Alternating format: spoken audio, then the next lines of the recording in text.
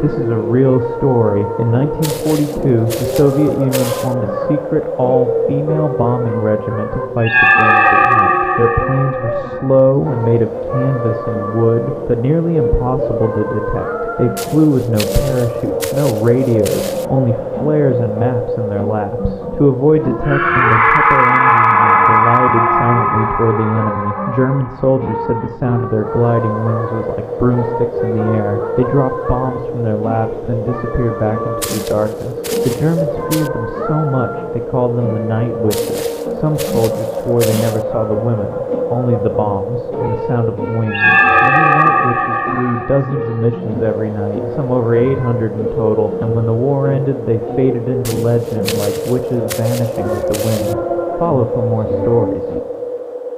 Did you know Dutch from Red Dead Redemption 2 is based on a real cowboy? Butch Cassidy, the infamous outlaw, led the Wild Bunch gang across the American West at the turn of the 20th century. He was a charismatic leader who spoke of freedom, loyalty, and living beyond the reach of government control, convincing them they weren't criminals, but visionaries shaping their own destiny. Cassidy robbed banks and trains with precision, often avoiding unnecessary bloodshed, which added to his reputation as both dangerous and strangely honorable. The dream began to unravel. Dutch's speeches about a better world echo Cassidy's own attempts to justify his life on the run. Both men promised their gangs safety, riches, and escape to paradise, but both led them deeper into chaos and betrayal. Cassidy fled to South America, where his story ended in a Bolivian shootout, though rumors claim he survived and lived under another name. Dutch too spiraled into paranoia, delusion, and tragedy, watching his grand vision collapse. What remains of both men is not just the crimes they committed, but the myth they left behind.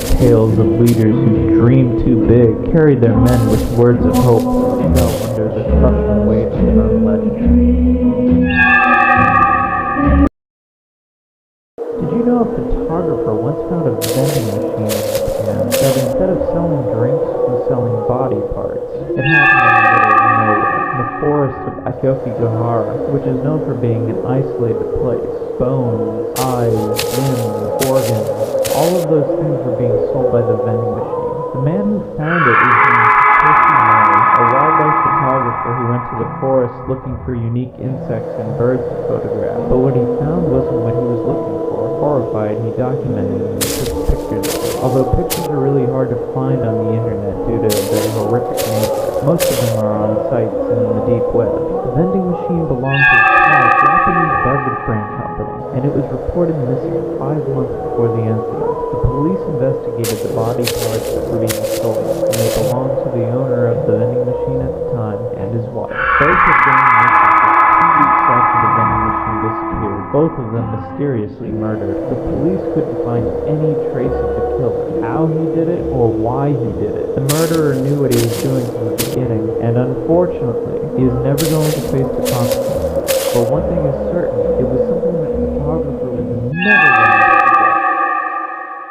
Do you know which countries actually have nuclear weapons? Only 9 nations do, and the last one is the most alarming. The first is the U.S., shocking the world in 1945 by dropping 2 atomic bombs on Japan after spending $35 billion on the Manhattan Project. The Soviet Union followed in 1949 thanks to stolen U.S. secrets allowing scientists. Britain joined in 1952, frustrated that America refused to share nuclear tech despite their alliance in World War II. France, left out of early programs, developed its own bomb by 1960, testing in Algeria to restore its global pride. China became the fastest to go nuclear, testing a hydrogen bomb just 32 months after its first atomic bomb. Israel, with covert French support, built nuclear weapons in secrecy but has never officially confirmed it. India surprised the world by testing the batteries and plutonium from a Canadian reactor meant for peaceful purposes. Pakistan, humiliated by its 1971 defeat to India, sought help from China and stole Dutch designs to catch up, but the most unpredictable is North Korea. Now, they regularly threaten their enemies with missile tests, making the global balance more unstable than ever. Did Did you know in the United States there's a town burning for over 60 years? Centralia was once a thriving mining town, but in 1962 a coal seam deep beneath the ground caught fire. What should have been a simple blaze turned into something internal. The flames crept unseen through miles of tunnels, spreading year after year, eating the town from below. Soon, Centralia became unlivable. Pavements split open, coughing smoke and fire. Highways twisted into broken scars. Basements filled with poisonous gas, suffocating homes in silence. Children playing outside vanished in sinkholes that tore open without warning, their screams swallowed by steam rising from the pits. The air grew toxic, heavy with sulfur, burning the lungs of anyone who dared to linger. Their houses, slowly sinking into poisoned soil, still stand, ghostly relics in a town erased from maps. But the fire rages on, unseen but alive. Travelers whisper that at night the fog glows blood red, as if veins of hell pulse beneath the ground. And if you dare step onto the abandoned highway and listen, you may hear faint cries echoing up from the earth, the voices of miners and townsfolk, still trapped, still burning in the dark. This is not legend, this is America's own inferno. Did you know a YouTuber announced the wrong winner at an award show on purpose?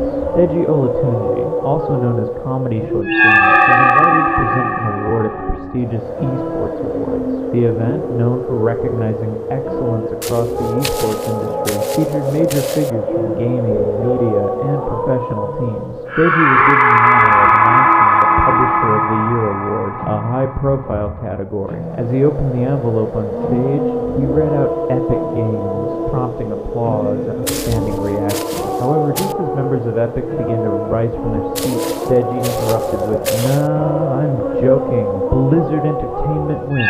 The moment shocked the audience and quickly went viral. Although some interpreted it as a failed joke, others criticized it as unprofessional and disrespectful to both companies. Prominent esports host Paul Red-Eye Challenge publicly called it out on social media, saying it undermined the credibility of the event. The backlash was immediate. Many in the gaming community viewed the joke as poorly timed and out of place in an industry award. And he later admitted he had really pissed off the esports community, but the incident remained one of the most controversial esports awards.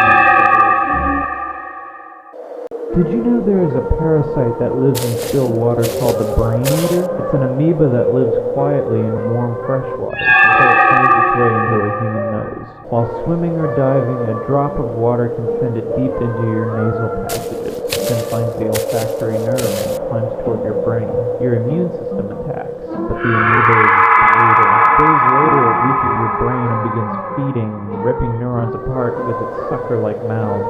Your brain swells from inflammation, fluid builds, and pressure crushes it from the inside. Headaches turn to seizures and confusion, and the brain turns pale. Most victims die within a week, and still it works in pools, an ancient predator, silent, deadly, and unaware you exist until it's too late.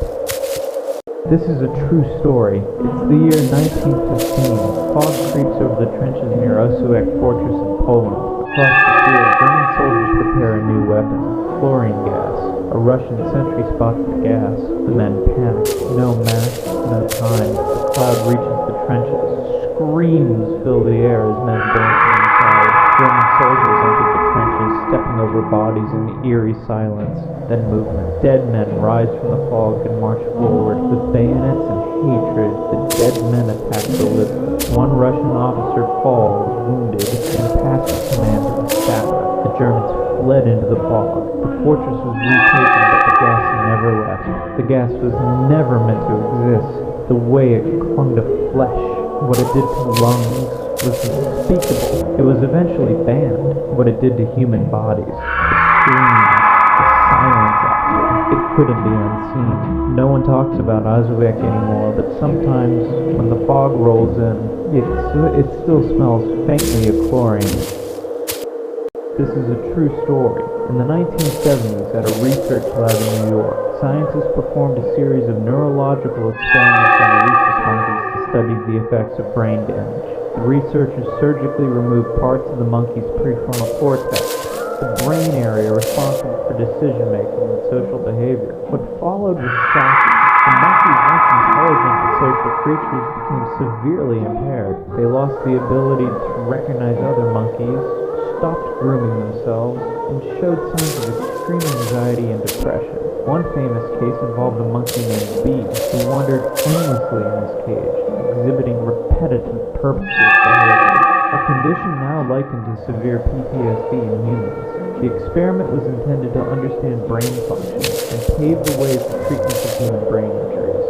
However, the suffering endured by these animals sparked fierce ethical debates about the cost of scientific progress. This is a true story. In 1951, a Soviet research lab in Moscow attempted something unheard of. Scientists wanted to test if one goat's heart could keep another goat alive. They surgically connected the circulatory systems of both goats. The donor goat's heart pumped blood into the recipient goat. The recipient goat survived, relying entirely on another animal's heart. But after several hours, the donor goat collapsed from exhaustion. With its heart no longer supported, the recipient goat died minutes later. The experiment was never published in Soviet journals. Years later, leaked records revealed what had happened. The experiment inspired debates about bioethical limits. This is a true story. In the year 1950, in South Africa, a terrifying and secret project was carried inside the military. The operation was known as the Aversion Project, a program meant to punish and cure homosexuality. Gay conscripts and drug users were secretly labeled and selected for treatment. The project was led by Dr. Aubrey Levin, a man with twisted methods and government backing. Victims were strapped to beds and shocked with electricity and then create pain responses. Some were forcibly chemically castrated or drugged with unknown substances. Victims were told the procedures were science-based, but it was pseudoscience fueled by hate. Many left with deep trauma, unable to speak about what happened for years. Despite its horrors, the project operated from 1971 to 1989. Decades later, survivors began to speak out about the abuse they endured. Aubrey Levin eventually fled to Canada, where he later faced new charges. The Aversion Project remains a horrifying reminder of how power can be used to destroy lives. This is a true story. In 1953, the CIA launched a secret program called Project MK Ultra. They wanted to control minds using drugs, hypnosis, and torture. Volunteers didn't always know they were being tested. Some subjects were given LSD without their knowledge. Hospitals were used to test patients without consent. Even prisons were used as laboratories. Some participants were driven to madness. Most records were destroyed in 1973. The program only came to light during a 1975 investigation. Victims were never fully compensated. MK Ultra shows how easily science can be twisted, and how little it takes to lose control of what it means to be human. It was the morning of September 11, 2001. No one could have predicted what was about to unfold when the first plane struck the North Tower of the World Trade Center. Many believed it was a tragic accident, but in a nearby building inside a fast-paced trading office, one man stood up and said, "The market is going to crash." His colleague asked, "How do you know?"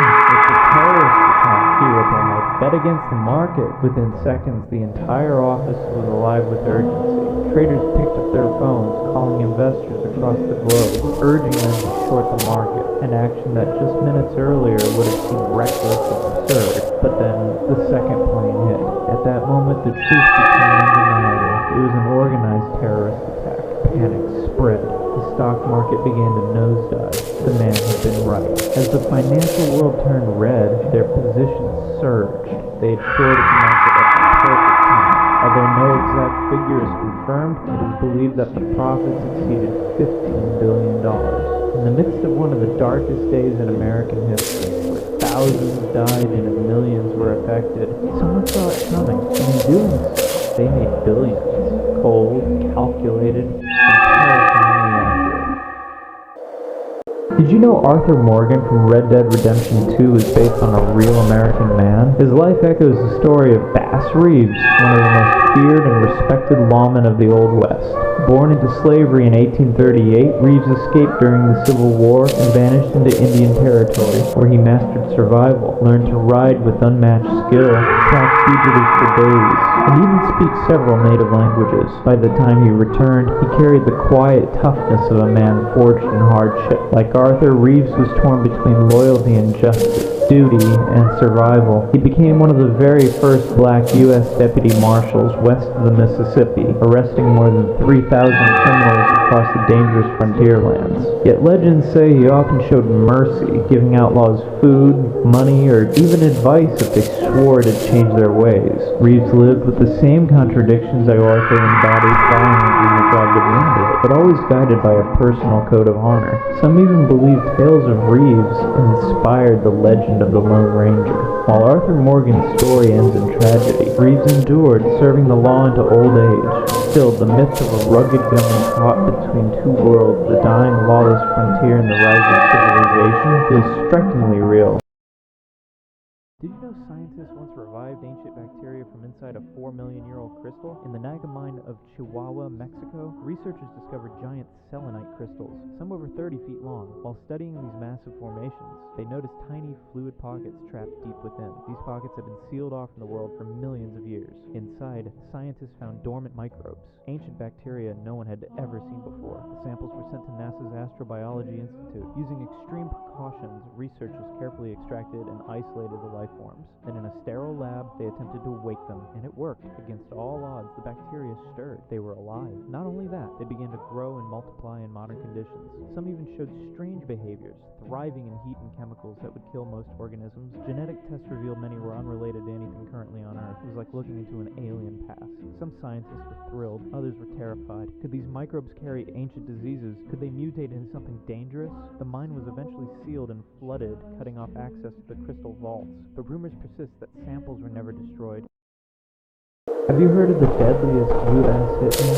Jose Martinez, known as El Mano Negra, or the Black Hand in English, began his killing spree at the age of 16 after his sister Cecilia was murdered. What started as revenge turned into decades as a cartel hitman. Fluent in English and Spanish, Martinez operated under the radar, eliminating over 35 people across the U.S., drug dealers, traffickers, and low-level criminals, on behalf of Mexican cartels, especially the Sinaloa cartel. He was cold, methodical, and careful, often using zip ties and rarely leaving any evidence. For decades, Martinez escaped capture, partly due to the fact that many of his victims were poor or undocumented, drawing little public or media attention. In 2013, he killed Jose Ruiz in Alabama for insulting his daughter. A police investigation tied Martinez to an unsolved Florida double homicide. In 2006, threw a cigarette with his DNA. Arrested that year, he confessed to dozens of killings during interviews with stunned detectives. He showed no remorse and even joked with police. Martinez was sentenced to 50 years in prison, life without parole in California, and 2 lifetimes in Florida. This is a true story. In a quiet corner of the Druid Ridge Cemetery in Maryland, an eerie statue once sat on the Agnew family grave, a bronze angel cloaked in sorrow. Locals called her Black Aggie, and many believed she was haunted. By day, she looked sad and still, but at night, Black Aggie was something else entirely. They said her eyes glowed red at midnight, and anyone who looked into them would go blind. Others claimed spirits would rise from nearby graves to gather around her.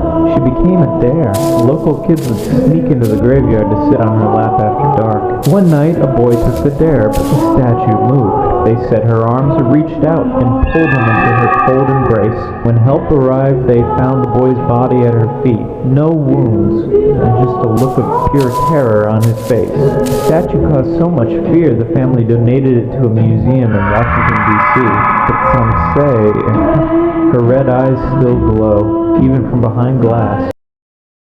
Did you know there's a YouTube video that supposedly causes seizures, nightmares, and paranoia? It started as an urban legend, a video barely 90 seconds long, buried deep in the forgotten corners of YouTube. The title? Just random characters, glitch symbols, unreadable, no tags, no description, no comment.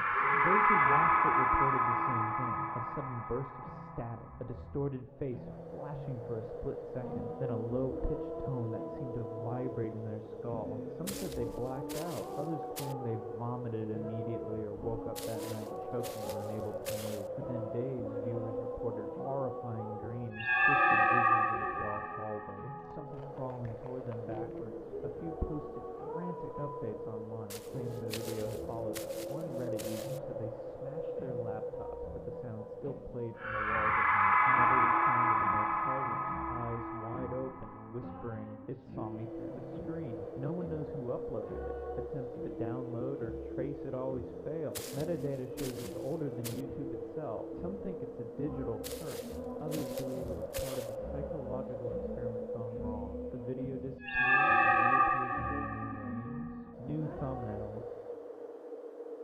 This is a true story. It's the year 1924 in a quiet mining town in northern Pennsylvania. People tell the story about a man who was buried standing up. Locals say he was a miner who vanished in a cave nearby, only to be found months later, upright in a narrow shaft.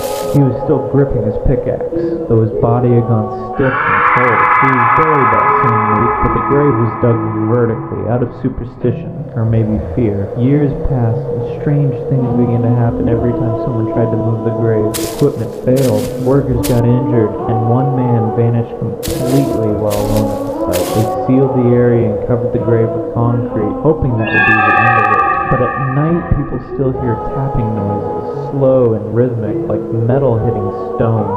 One night, a teenage boy filmed the grave to prove nothing was wrong, but something was already waiting for him. The boy was never seen again, but his phone was found, still recording beside this cracked stone. Nobody visits that grave anymore. Even birds avoid the trees near it. They say if you stand near the concrete long enough, you can hear breathing from below. Have you seen the Blank Room Soup video? In 2008, a chilling video titled Blank Room Soup was re-uploaded to YouTube after allegedly being found on the deep web. In it, a man, eyes censored, sits naked in a white room, eating from a bowl with a large spoon. His breathing is heavy and panicked. Suddenly, two silent figures in oversized mascot-like heads enter and begin to stroke him as if comforting him. The man breaks into hysterics. A second video shows the same man, calmer now, continuing to eat until the masked figures rush him. A scream is heard before the footage cuts out. Story tells a man and his wife were kidnapped by these two masked figures. The masked men murdered his wife and set her remains down in the soup. Some speculated mafia involvement, but no proof ever surfaced. Years later, animator Raymond Percy revealed the costumes were his, creations called Ray Rays, stolen from his trailer after a performance. He believed the videos were made by whoever stole them, possibly as twisted fan art. In a bizarre twist, a hacker known as Yaya emailed horror theorist Mr. Enigma claiming they stole the suits to free the characters from corporate control. After sending a poetic, cryptic message, Yaya disappeared, leaving no trace behind. Did you know a kid stole 4,000 Bitcoin, worth over $230 million?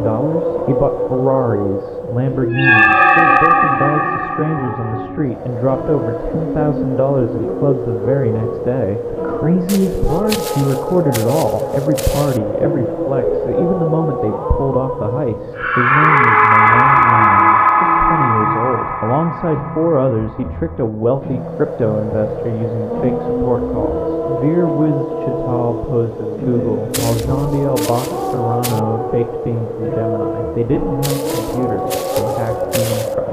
Once the victim was convinced his account was under attack, they used remote access software to steal the private keys. Within minutes, $230 million in Bitcoin was gone. The team began laundering instantly, splitting coins into smaller amounts, bouncing them across exchanges, hiding the trail from anyone. Malone didn't wait long. He moved into a $10.5 million Miami mansion, bought dozens of supercars, and threw wild parties. But his obsession with fame made it easy to track him. Blockchain investigators followed the money trail. On September 19, 2024, Malone was arrested, still dripping with diamonds, standing in the empire he built with stolen crypto. This is a true story. On April 25, 1986, the small Ukrainian city of Chernobyl had no idea what was coming. 14,000 people lived here, but after what happened, most would never return. Inside Reactor 4, a safety test was about to begin, one that would unleash disaster. A sudden surge in power, then a massive explosion. Firefighters were the first to respond. They had no idea the air was poisoned. Radioactive dust fell like snow, but no one told the people to stay inside. Beneath the reactor was a cooling pool. If molten fuel reached it, the explosion would be worse than Hiroshima. 3 men volunteered to go into the flooded basement to prevent a second explosion. Their flashlight failed and they continued in total darkness. They found the right valves and released 5 million gallons of water, stopping the unimaginable. Scientists say the explosion would have made Europe uninhabitable for 20,000 years. Those men stand as heroes that had the chance to never be acknowledged. This is a true story. A young couple rented a secluded cabin near Vail Mountain, Colorado for a romantic ski trip. The cabin was small but cozy, with that perfect log cabin smell. On the first night, the girlfriend's bag mysteriously moved from the living room to the bedroom. She was certain she hadn't touched it, but they brushed it off as a mistake. The next day, after returning from skiing, they noticed the living room light was on, even though they were sure it had been off. The front door was still locked. Then they saw fresh, wet boot prints on the rug where neither of them had stepped. The boyfriend checked the cabin and found nothing. That night, while lying in bed, he called the Airbnb host just to be sure everything was okay. The phone rang, but the sound wasn't coming from the phone speaker. It was coming from inside the wall next to the bed. When the call was suddenly declined, he noticed a thin crack in the wall. Against his girlfriend's protests, he pulled the hidden door open and found a closet. Inside, crouched behind a box, was the cabin's host. The man tried to apologize, but the boyfriend grabbed him and found a stash of the girlfriend's underwear in the closet. The police arrested the host, but it took Airbnb a month to process the refund. What was meant to be a peaceful getaway turned into a nightmare neither of them would forget. Did you know that during the filming of The Exorcist, strange accidents began happening on set?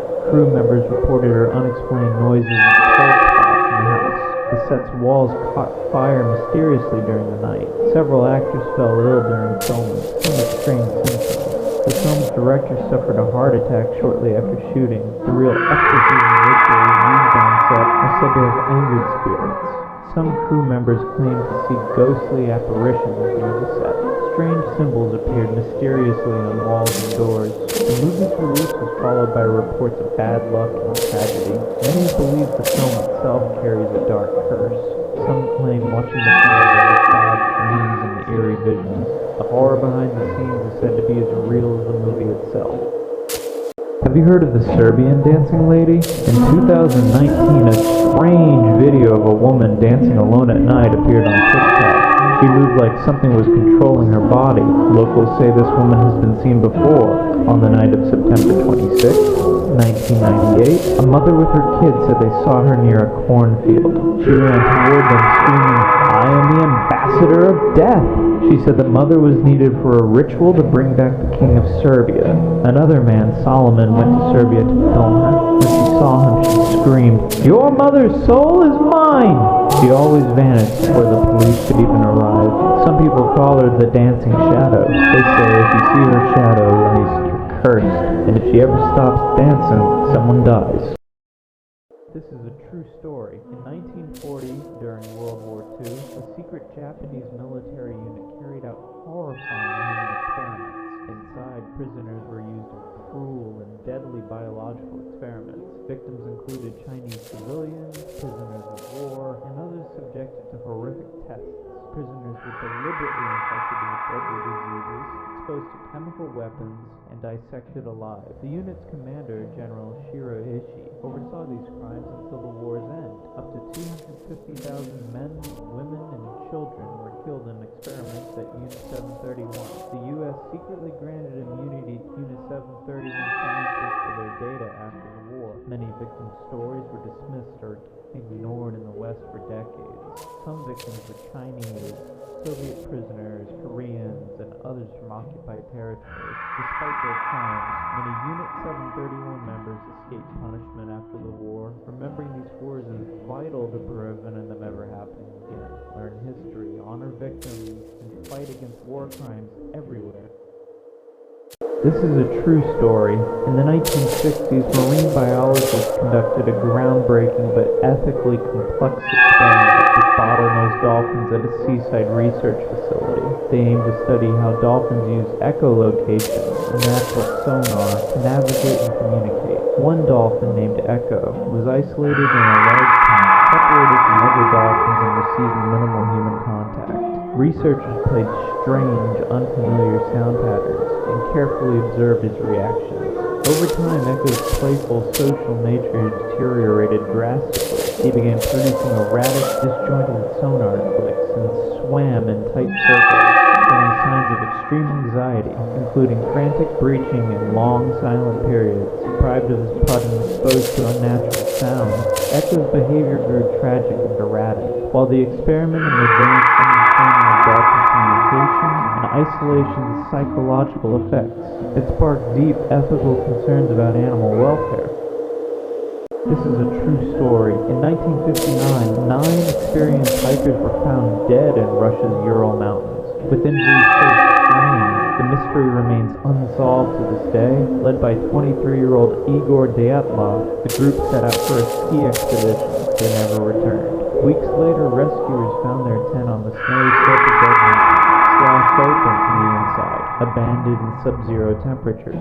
Some bodies were found barefoot, half-dressed, scattered in the snow. One had a fractured skull, 2 had shattered ribs with no external wounds, and a young woman was missing her tongue and eye. Strangest of all, traces of radiation were detected on their clothes. The official report called it a complaining natural force, but no one knows what that means. 17 years later, a Soviet geologist named Alexei Brodsky vanished while mapping mineral deposits near the same mountain slope that Dyatlov Group perished. Theories swirled: avalanche, military weapons, secret tests, UFOs, even a local legend of a cursed spirit in the mountains. Why would 9 people tear through their tent and run into deadly cold, some without shoes?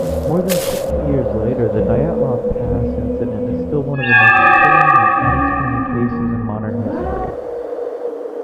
Did you know Pop Smoke's shooter didn't even kill him? On February 18, 2020, Pop Smoke arrived in LA for a short vacation. By 11 a.m., he was posting to Instagram from his Beverly Hills Airbnb, relaxing poolside and later shopping with his friend Mike B. That afternoon, they shared photos, unintentionally revealing the home's address and location. Pop, wearing expensive jewelry and holding cash, unknowingly became a target. Around midnight, 4 teenagers from South LA tracked him through his post. Surveillance showed them scouting the house, then returning with 2 more people after Pop left to record at East West Studios. By 3 a.m., he returned with Mike and a woman named Amelia. While Pop showered, the group broke in through the balcony. One gunman held Amelia at gunpoint while others demanded Pop's watch. He tried to fight back and was shot in the chest. Staggering toward the stairs, he was shot again twice. Mike found him moments later and called 911. Pop was pronounced dead. An hour later, the robbers fled with only his watch, worth $2,000. It took months to solve the case, eventually cracking when the 15-year-old shooter confessed to his cellmate. At 20 years old, Pop Smoke's rising star was tragically extinguished far too soon. Did you know Pablo Escobar exported over 80,000 kilos of cocaine a month, making him the equivalent of $20 to $30 billion annually? He had over 30 jumbo planes going in and out Miami to deliver cocaine, not to mention cargo ships, private jets, and even submarines to help fuel his empire. His rule was enforced by his infamous motto, silver or lead, take the bribe or take the bullet. At his peak, Escobar earned $420 million per week, making his net worth around $30 billion. The cartel stored so much cash in warehouses and fields that rats ate up to $1 to $2 billion every year. Escobar didn't even care. He spent over $30,000 a year on rubber bands just to wrap his stacks of US dollars. On his Hacienda Nápoles estate, he kept giraffes, hippos, elephants, and ostriches. The hippos survived after his death. Today, Colombia has a wild hippo problem because of him. When he surrendered in 1991, Escobar built his own prison called La Catedral, complete with a disco, jacuzzi, waterfall, and a soccer field. Guards weren't allowed inside. Escobar was killed in 1993 while fleeing across a Medellin rooftop.